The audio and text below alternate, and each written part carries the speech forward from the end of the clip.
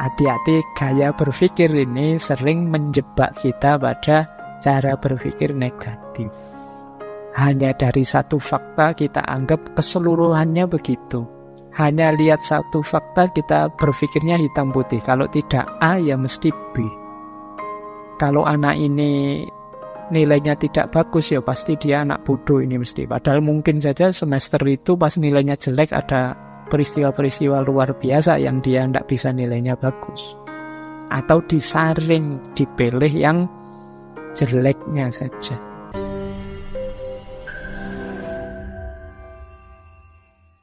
Baik, bismillah, yuk kita mulai bersih-bersih.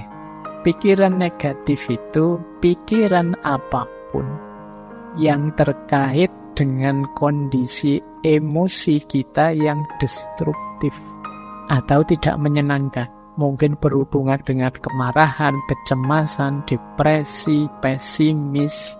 Pokoknya melihat apa-apa serba negatif. Pikiran negatif itu lihat sisi buramnya sesuatu.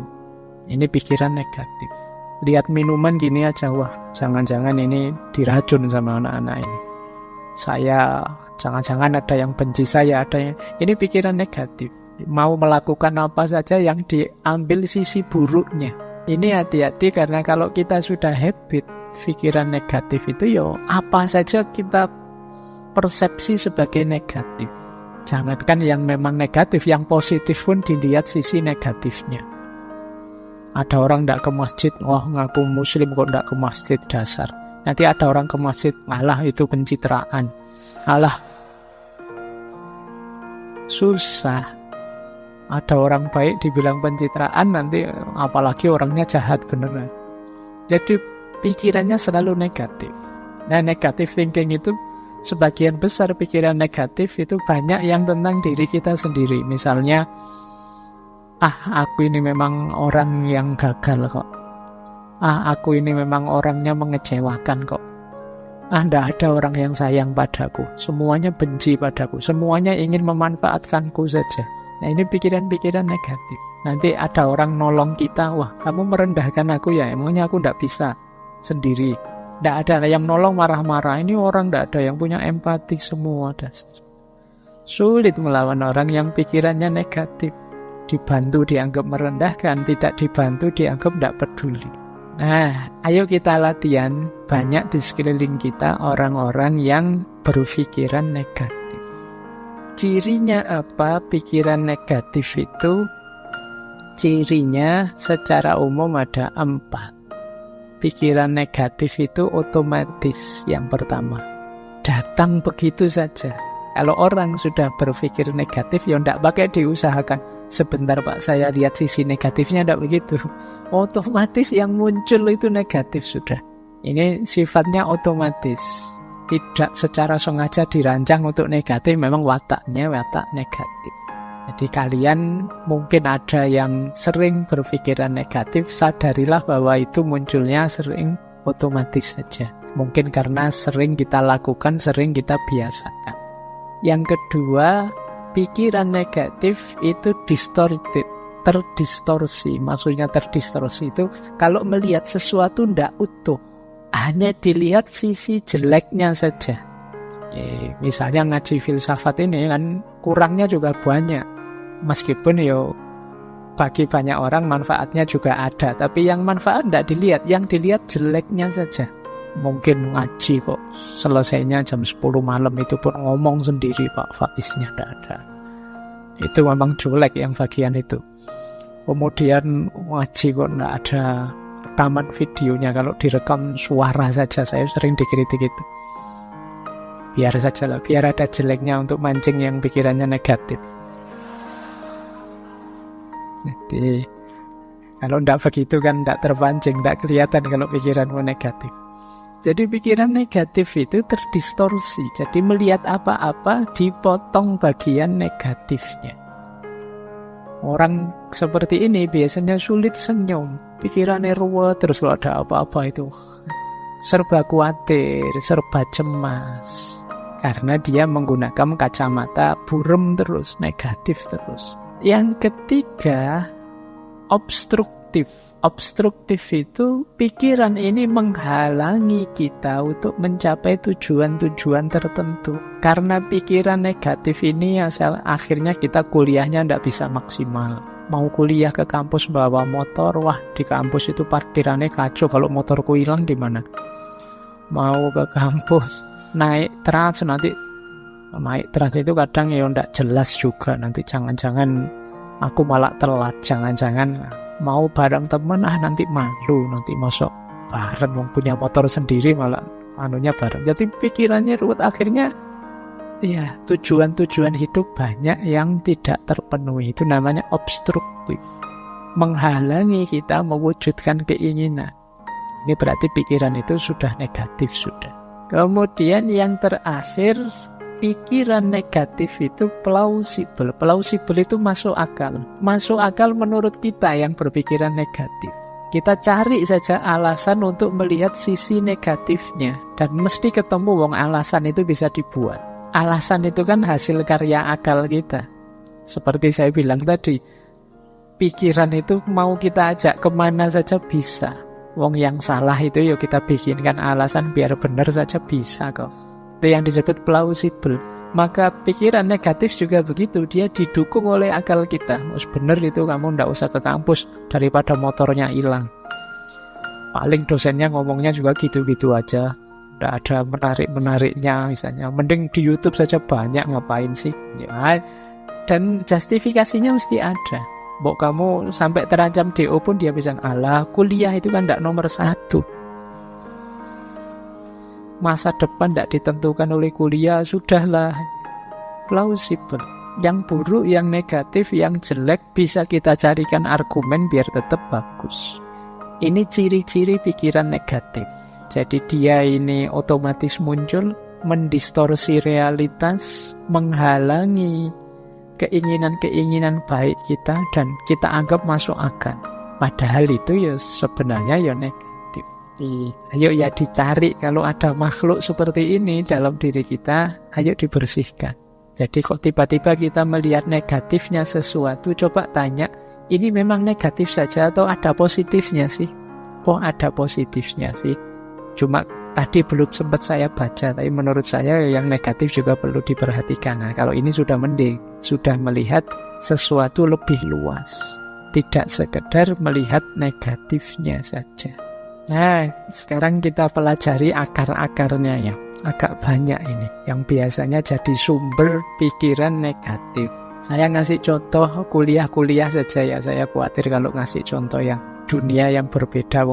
Saya dunianya ya di kampus. Yang pertama, sumber pikiran negatif itu bisa jadi dari penyaringan kita. Jadi kita mengabaikan yang positif, kita saring, kita ambil yang negatif saja. Nah ini namanya menyaring. Kayak kuliah, misalnya ada mata kuliah yang kita lulus dengan nilai C+, sementara kita ingin nilai A. Terus hanya karena itu terus mikir, berarti saya itu bukan mahasiswa yang hebat. Sudah merasa negatif. Padahal mungkin hanya mata kuliah itu yang nilainya C. Tapi kita tidak melihat mata kuliah yang lain yang nilainya A. Pokoknya hanya gara-gara itu. Jadi kita saring, kita ambil yang jeleknya saja. Ini akar pikiran negatif. Orang seperti ini biasanya juga sulit mengapresiasi keberhasilan orang lain. Ada orang prestasinya 10, ada satu yang buruk, ya satu yang buruk ini yang dikejar-kejar. Ini berarti cara berpikir penyaringan. Menyaringnya diambil yang jelek-jelek saja. Ini akar yang pertama. Akar yang kedua, lahirnya pikiran negatif itu karena cara berpikir hitam putih. Kalau tidak A ya B. Jadi hidup ini ya kalau nggak gagal ya sukses. Nggak pernah kita pikir ada orang itu nggak sukses-sukses amat. Mungkin bisa kita sebut dia setengah sukses.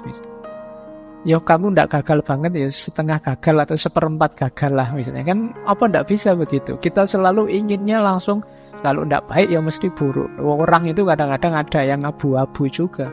Entah baik, entah buruk kita juga tidak tahu fullnya gimana. Tapi yo ada baiknya, tapi juga yo tidak sepenuhnya baik, lawang manusia aja. Nah kita sulit berpikir gini, kita mikirnya selalu hitam putih.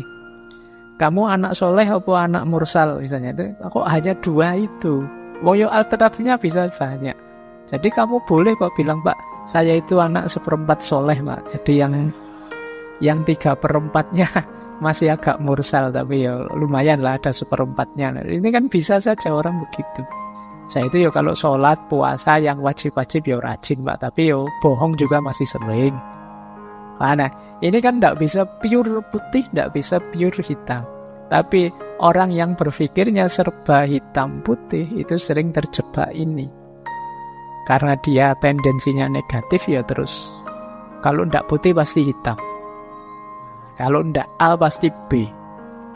Ini membuat orang kemudian pikirannya jadi negatif. Yang ketiga, generalisasi berlebihan.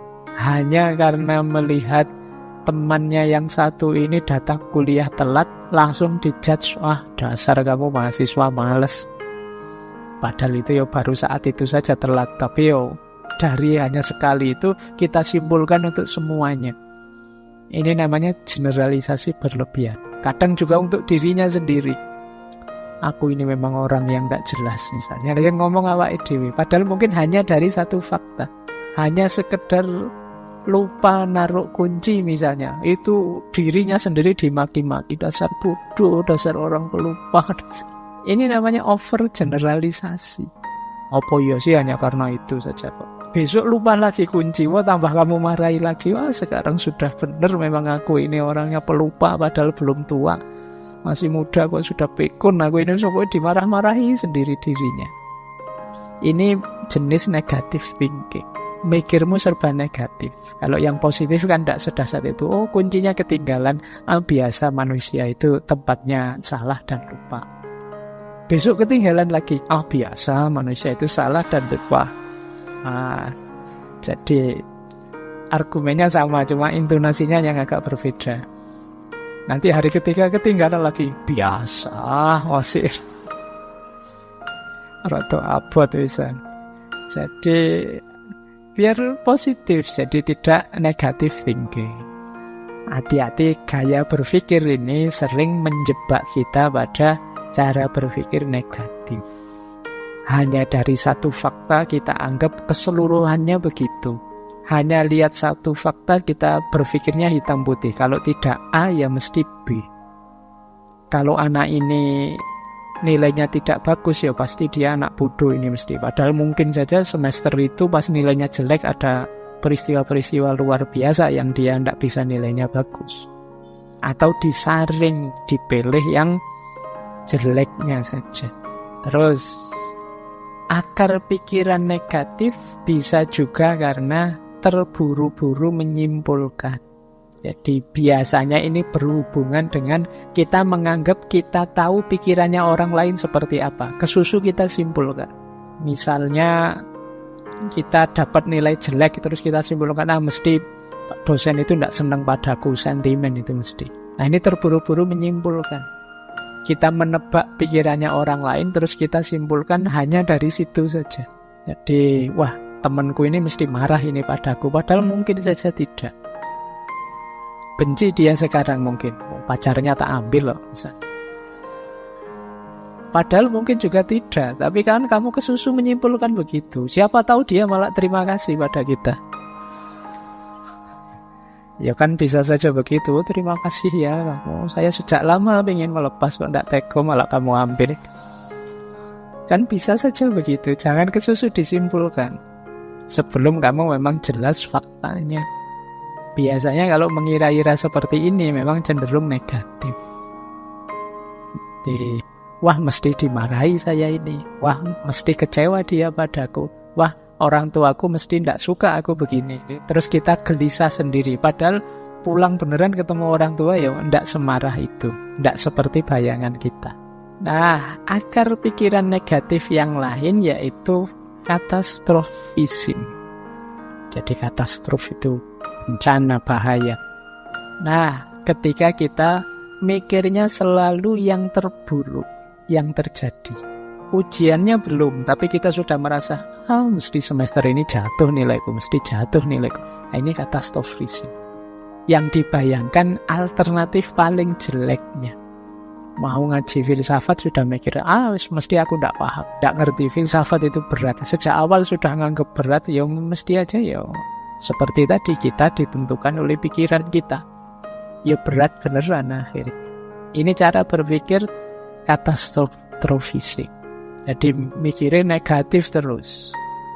Yang jelek-jelek, yang berat-berat.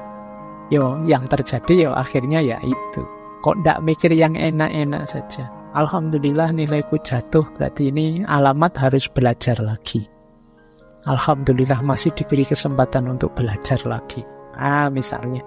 Jadi ngambil sudut positifnya. Alhamdulillah uangku habis, ini berarti tidak berani macam-macam, ini tidak bisa ngopi, tidak bisa nongkrong, ngaji ajalah gratis misalnya. Loh kan, alhamdulillah kamu dapat yang bagus. Jadi mikir sudut positifnya. Coba uangku masih banyak, mikir kemana-mana, jalan-jalan di mall, jajan macam-macam. Tapi karena uangnya habis, ngaji saja, berdoa, minta rezeki sama Allah. Lumayan agak dekat sama Allah. Diberi sakit juga begitu, tidak harus negative thinking. Alhamdulillah ada sakitnya, ada remnya, lumayan buat alasan tidak masuk kuliah. Nah, jadi berpikir selalu ambil sudut positifnya. Ada juga akar pikiran negatif itu personalisasi. Personalisasi itu kita merasa bahwa kitalah yang mempengaruhi situasi. Seolah-olah kita yang bisa mempengaruhi apa yang terjadi di sekeliling kita. Ini salah saya, ini karena saya. Kadang-kadang nonton bulu tangkis saja mikirnya, kalau saya nonton mesti kalah itu. Ya, mungkin kalian nonton sepak bola juga begitu. Aku tidak nonton, kalau saya nonton kalah mesti loh. Padahal itu ya apa faktornya karena dirimu yang nonton, ya memang kenyataannya begitu. Ini namanya personalisasi. Kamu terlalu nganggap dirimu berpengaruh, tapi secara negatif. Akhirnya kamu tidak nonton. Ya kamu tidak nonton, ya tetap kalah. Tapi kamu merasa kalau kamu nonton, kamulah penyebab kekalahan itu. Sudahlah, tidak usah ngajak saya. Kalau saya ikut itu biasanya gagal. Itu namanya personalisasi. Pikiranmu negatif saja. Baik. Ada lagi pikiran negatif itu karena itu tadi, salah memahami.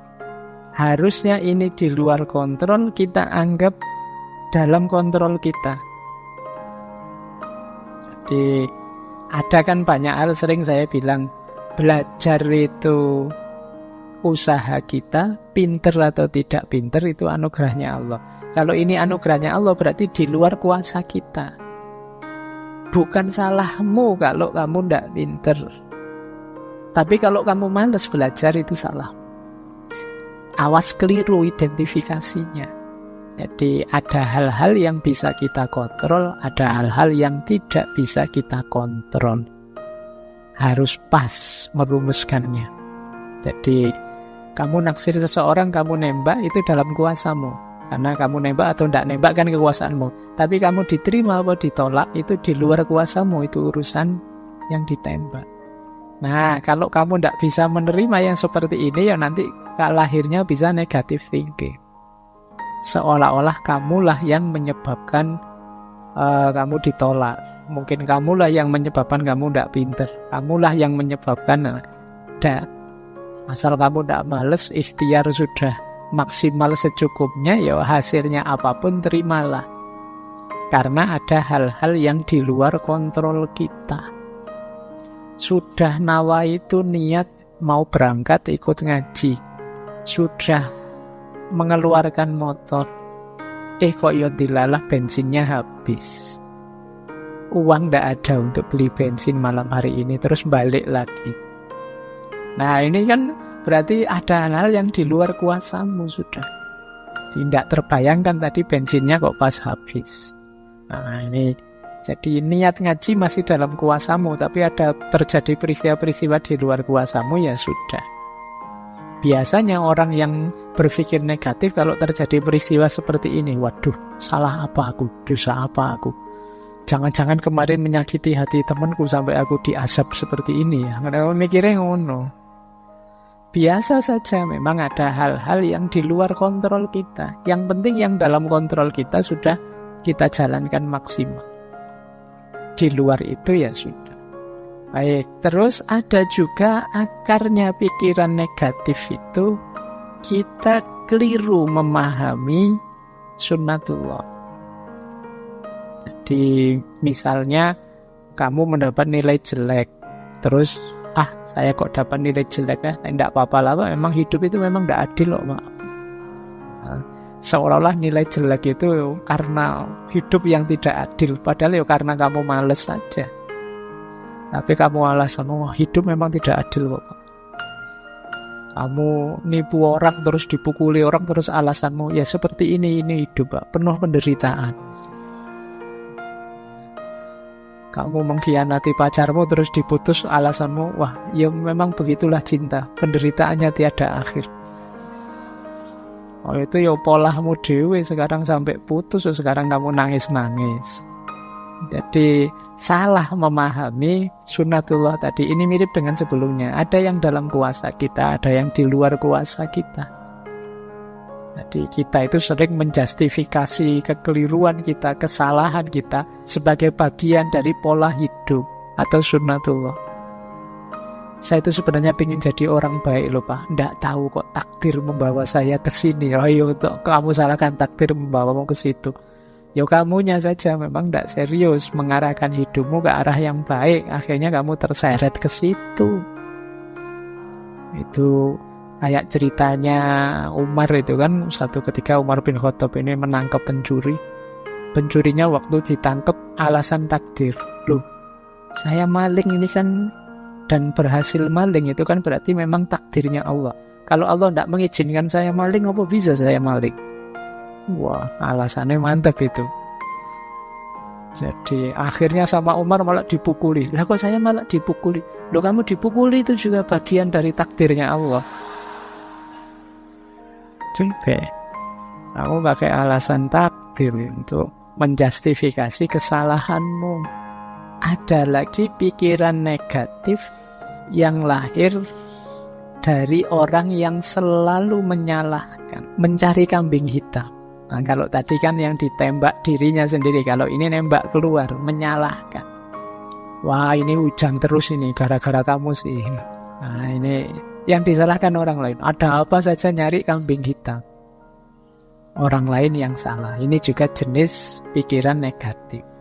Oke, saya lanjutkan biar nanti nyampe. Ada lagi pikiran negatif itu karena emosi.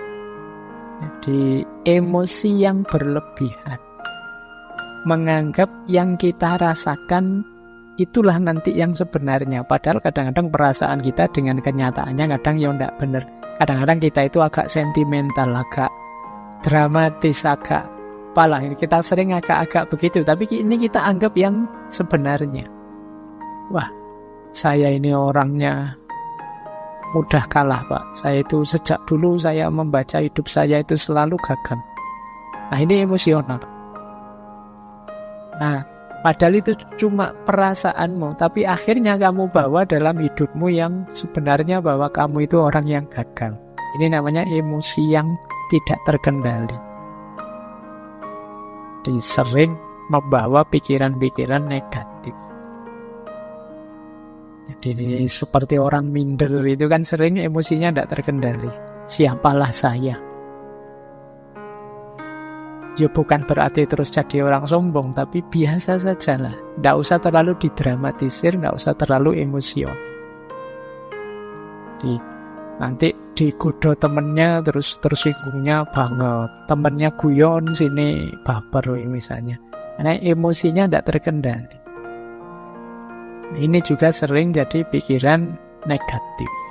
Hati-hati karena orang yang semacam ini itu kan biasanya tidak nyaman kalau dekat orang lain. Kita juga tidak kerasan dekat orang seperti ini. Dia kalau bergurau kelewatan, begitu dibalas tersinggung. Nah, ini emosional. Hati-hati Ayo kita bentuk diri yang positif, tidak yang negatif. Terus ada lagi salah paham tentang perubahan. Tapi ini digantungkan pada orang lain. Ini mirip seperti kambing hitam tadi. Kalau kamu jujur sejak awal, aku tidak akan begini. Nah, ini salah paham tentang perubahan. Padahal mungkin yang harus dirubah dirimu, bukan dirinya. Tapi kamu merasa harus orang lain yang berubah, biar aku jadi lebih baik, biar aku hidupku nyaman, enak. Ini juga akar pikiran negatif. Jadi selalu coba ketua kelasnya bukan kamu. Kelas kita ini mesti lebih sukses semuanya. Nah, ini dilempar ke orang lain yang disuruh berubah, bukan dia yang berubah. Padahal mungkin kamu juga harus berubah. Jangan hanya nyuruh orang saja, jangan hanya ngeritik orang saja, kamu juga harus berubah. Tapi biasanya di tipe pikiran negatif ini orang hanya melihat, menuntut orang lain untuk berubah, bukan dirinya sendiri. Yang selanjutnya, akar pikiran negatif itu memberi label buruk pada diri sendiri maupun orang lain. Jadi kalau dalam Islam kan dilarang memberi alqab, wala tanabazu bil alqab. Ini negatif. Memberi label-label kalau kayak di medsos itu kan sampai hari ini kan masih rame. Oh, dasar apa gitu kan, itu kan memberi label buruk. Ini negatif secara psikologi, juga negatif menurut agama. Ayolah ngasih label yang baik-baik saja, jangan ngasih label yang buruk-buruk. Kalau di kita kan sering namanya bagus tapi panggilannya ganti. Kalau ada yang punya panggilan jelek ya diganti panggilan yang baik saja. Kalau sulit manggil baik-baik ya panggil sayang aja semuanya, biar enggak pakai nama-nama yang jelek. Jadi yuk ngasih label yang enak. Kita lanjutkan. Nah, ini ada beberapa tips untuk menghadapi pikiran negatif. Yang pertama, diakui. Ngaku saja kalau saya masih negatif pikirannya, tidak apa-apa. Karena kalau tidak ngaku ya tidak ada perbaikan. Kalau tidak terima ya tidak ada cara untuk jalan keluarnya. Tapi ayo kita terima, iya Pak, saya itu masih sering berpikiran negatif. Saya itu masih sering mikirnya jelek-jelek terus. Nah, kalau sudah ngaku, ayo coba luangkan waktu mikir sebentar. Kenapa sih aku kok berpikirnya seperti ini ya? Sumbernya dari mana? Asal usulnya dulu gimana kok aku ini jadi negatif sekali? Terus coba dihitung untungnya apa sih pikiran ini untukku? Atau alasannya apa? Buktinya apa kalau pikiranku ini benar? Atau jangan-jangan hanya ketakutanku saja? Terus tanyakan juga, apa pikiranku ini sudah tidak teratasi, tidak bisa diubah? Mestinya ya bisa ya. Atau aku perlu tidak bantuan orang lain untuk mengatasinya? Nah, coba dijawab pertanyaan-pertanyaan ini untuk menyingkirkan pikiran negatif. Kalau sudah tuntas menjawab, ketahuan asal-usulnya, langkah ketiga yaitu reframing. Kita frame ulang. Kalau tadi melihat sisi negatifnya, sekarang saatnya melihat sisi positifnya. Tema malam hari ini kan bersih-bersih pikiran negatif. Antara lain caranya ini. Kita akui, kita uji, dan kita bikin frame ulang yang positif. Nah, ini pikiran positifnya. Cara untuk melatih berpikir positif adalah yang pertama, ayo mengenali kelebihan-kelebihan dan keberhasilan-keberhasilan kita. Tidak ada orang itu yang hidupnya negatif terus. Pasti pernah mengalami hal-hal positif. Bila perlu ditulis. Boleh teman-teman kalau ada waktu ya, bawa kertas atau buku tulisan. Kelebihanku itu apa saja sih kira-kira? 1, 2, 3, 4, 5 apa saja. Pasti ada kok kalau teman-teman. Tidak mungkin tidak ada kelebihan sama sekali. Ya kemungkinan banyak tapi tidak ketahuan saja. Kalau kalian jeli mungkin ketemu, oh ternyata saya itu orangnya begini, orangnya begitu. Coba ditulis saja. Ini membawa kita nanti pada rasa syukur. Iyalah, ternyata dari sekian banyak kelebihanku hanya satu ini toh kekuranganku. Lah terus kenapa selama ini hidupku kok murung terus ya? Nah, ini coba kalian, tidak apa-apa wis latihan nulis. Meskipun tulisannya disembunyikan untuk diri sendiri juga tidak apa-apa. Mungkin malu kalau dibaca orang lain, ya tidak apa-apa. Tapi paling tidak kan melakukan muhasabah sendiri. Apa kelebihan-kelebihanku? Boleh juga capaian-capaianku. Alhamdulillah Pak, saya dulu bisa lulus TK tepat waktu. Misalnya. Loh, itu kan prestasi. Mungkin ada yang TK-nya tidak tepat waktu. Nah, jadi dan banyak capaian-capaian yang lain gitu. Saya selalu sukses Pak, tiap bulan menghabiskan kiriman orang tua. Wah, sedih. Alhamdulillah. Barokah berarti kirimannya orang tua. Iya Pak, selalu bisa saya habiskan dengan sukses. Coba ya kamu hitung capaian-capaian. Banyak lah mesti, tenang saja. Saya berhasil membuat dosen saya marah Pak. Itu. Baik, ya capaian yang baik ya. Nanti kamu tulis, biar apa? Biar yang kedua masuk. Gimana caranya kamu bisa bersyukur. Kalau kamu sulit menemukan kelebihan atau capaian hidup prestasi, tapi yang kedua ini pasti kamu ketemu. Hal-hal yang bisa disyukuri. Mudah untuk mencari hal yang bisa disyukuri. Kalau kalian sulit, bandingkan dirimu dengan orang yang situasinya lebih sulit darimu. Dan itu banyak. Mungkin kamu masih sehat lah. Mungkin kamu masih hidup lah. Mungkin kamu masih bisa ketawa lah. Mungkin banyak hal yang bisa kamu syukuri. Nah, ini akan banyak mengubah hal yang negatif jadi positif. Terus cari circle yang positif. Cari teman yang juga positif. Kalau temanmu negatif semua, ya lama-lama kamu terpengaruh negatif. Cari teman yang enak, diajak bersama-sama, yang mikirnya selalu yang baik-baik, membooster semangatmu. Kemudian pinter-pinter bikin afirmasi, self-talk yang positif. Ngomong yang baik-baik saja deh. Tidak hanya dengan orang lain, dengan dirimu juga begitu. Buang kalimat-kalimat yang merendahkan diri. Dasar aku ini orang bodoh, dasar aku ini orang tidak pinter, dasar aku ini orang malas. Sudahlah, ganti kalimat yang lebih positif. Daripada kamu marah misalnya, dasar aku orang malas, ganti kata dengan yang lebih positif. Ah, ternyata aku ini orangnya penggemar rebahan. Ya tidak apa-apa kan, bukan kalimat yang negatif. Ternyata aku orang ini yang pintar menikmati waktu luang misalnya. Nah, ya nama lainnya males. Baik, jadi ini cari self-talk yang lebih positif. Biar pikiranmu juga positif. Jaga kesehatan tentu saja ya. Kalau kamu tidak sehat ya pingin sepositif apapun ya berat. Tapi kalau kamu sehat lebih mudah. Relax, humor. Hidup jangan kenceng terus, kaku terus. Ya ada guyonnya sedikit-sedikit, tapi juga jangan guyon terus. Relax saja, santai, nikmati, mengalir saja. Hidup itu mengalir saja, mesti ada humornya, banyak yang lucu. Hidup jadi tidak lucu karena kamu serius terus, kamu pegang terus dengan keras. Biarkan saja kamu nikmati setiap prosesnya, mesti beragam. Ada seriusnya, ada lucunya, ada. Hidup itu begitu karakternya. Kok hidup itu seragam? Kok ini rasanya humor terus, Pak? Ada yang tidak beres. Kamu berlebihan di situ. Atau kok serius terus, Pak? Ada yang tidak beres. Kamu ada yang berlebihan pasti. Secara natural hidup itu pasti ya ada naik, ada turun, ada serius, ada humor. Terus banyak belajar hal baru.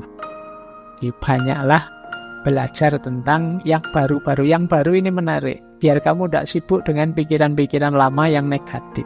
Nah, jadi setelah dibersihkan tadi, diisi dengan yang positif. Memulainya dengan hal-hal ini. Nah, ada teori yang menarik. Ayo belajar dari positivitasnya anak kecil. Anak kecil itu berpikirnya sangat positif. Anak kecil itu dia ingin tahu apa saja, ingin mencoba apa saja. Melakukan hal-hal yang pintar, kadang-kadang juga hal-hal yang konyol. Mereka juga bertengkar dengan temannya, tapi terus rukun lagi. Mereka jatuh, ya bangun lagi. Kalau gagal, ya penasaran, diulang lagi. Mereka bisa kecewa, tapi gampang punya harapan baru. Mereka juga punya ketakutan, tapi segera setelah itu mereka tetap bisa ceria, bisa gembira. Kalau sedih ya mereka nangis, tapi tidak lama terus lupa, bisa ketawa-ketawa lagi. Itu enak, nyaman kalau anak kecil. Ini yang disebut positivitasnya anak kecil. Kalau kita kan tidak. Kita setelah jatuh itu bangunnya lama. Ada putus asanya, ada mengeluhnya, ada nyanyi-nyanyinya. Wah, anjak kita. Tidak bangun-bangun. Kalau sudah kecewa, wah kita dendamnya bisa sampai ujung dunia. Kalau anak-anak itu habis bertengkar, orang tuanya ikut belani bertengkar. Dia sudah rukun, orang tuanya masih bertengkar. Itu positivitasnya anak kecil. Jadi hidup jadi ringan, wajar saja. Tidak ada anak kecil itu kok suuzon apa. Tidak ada, ya mikirnya positif terus. Jadi pikirannya selalu positif. Yo, fakta ini menunjukkan berarti pikiran negatif itu tidak fitrah, tidak fitri. Itu buatan, pengaruh dari luar. Aslinya kita secara murni itu positif. Buktinya apa? Anak-anak yang belum banyak terpengaruh macam-macam itu sangat positif hidupnya. Tidak ada anak kecil itu yang dendam, tidak ada anak kecil itu yang putus asa, terus menganggap dunia ini gelap. Kalau begitu, tidak begitu, tidak ada. Biasa saja. Mereka ya kalau ingin apa-apa ya kadang tidak terpenuhi ya nangis. Tapi setelah nangis terus ya biasa, bisa ketawa-ketawa lagi. Ini namanya belajar positivitas dari anak kecil. Jadi itu tadi ya teman-teman, babak pertama kita belajar bagaimana caranya mengatasi negative thinking. Sekarang kita masuk ke sini, overthinking. Ini banyak sekali di antara kita. Kalau ini mungkin bukan negatif tapi bulat, kamu terjebak di dalamnya. Overthinking itu satu keadaan di mana orang terlalu banyak menghabiskan waktu memikirkan sesuatu tanpa mengarah pada solusi yang efektif. Orang overthinking itu mikir di situ terus tidak pindah-pindah, yang membuat dia stres, depresi sendiri. Jadi berpikir yang tidak perlu, yang harusnya tidak dipikir malah dipikir. Berpikir yang tidak tepat, mikirnya jangan bagian itunya, itu di luar kuasa kita, tapi kita tetap ngeyel mikir di situ. Atau berpikir yang terlalu banyak, tidak ngerti kapan stop. Mikir juga harus ngerti kapan stop. Pak, saya sudah buntu Pak. Ya sudah buntu ya berarti stop. Buntu kamu ngeyel terus, yo stres kamu. Ini jalannya gimana ya? Saya baca buku kok tidak paham-paham. Kamu pikir tidak paham ya sudah ditutup. Kalau enggak, kamu nanti overthinking. Jadi beban besar di kepalamu. Harus ngerti apa yang perlu dipikirkan, mana yang tidak perlu dipikirkan. Harus tahu kalau memang saya pikirkan bagian mana yang harus saya pikirkan. Kalau sudah pas bagian yang saya pikirkan, mampu tidak saya mikir ini? Bisa tidak nyampe solusi? Kalau enggak ya sudah mandek, sesuai porsinya. Jadi, dan arahnya ke solusi bukan ke masalah. Banyak orang mikir itu fokus di masalahnya, akhirnya bulet. Ditawari solusi apapun dicari masalahnya. Kalau pakai solusi ini gimana? Loh, kalau solusi itu kan nanti jadi begini efeknya. Ya sudah, solusi ini saja. Jangan, kalau solusi itu nanti ada masalah ini. Ya sudah, solusi yang ini. Apalagi yang itu, Pak, nanti ada masalah ini. Ini namanya overthinking. Jadi mikir yang tidak ngerti kapan harus berhenti. Kamu fokus di masalah terus.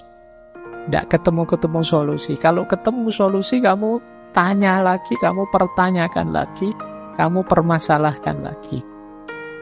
Akhirnya ruwet, jadi beban. Nah ini overthinking. Penyakitnya anak-anak hari ini itu kan pengaruhnya medsos itu overthinking sudah. Pak, saya kok lama sekali tidak dapat pasangan, Pak. Itu banyak yang mengeluh.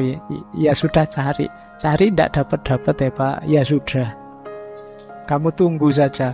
Lah nunggu sampai kapan, Pak? Sulit menghadapi orang overthinking itu.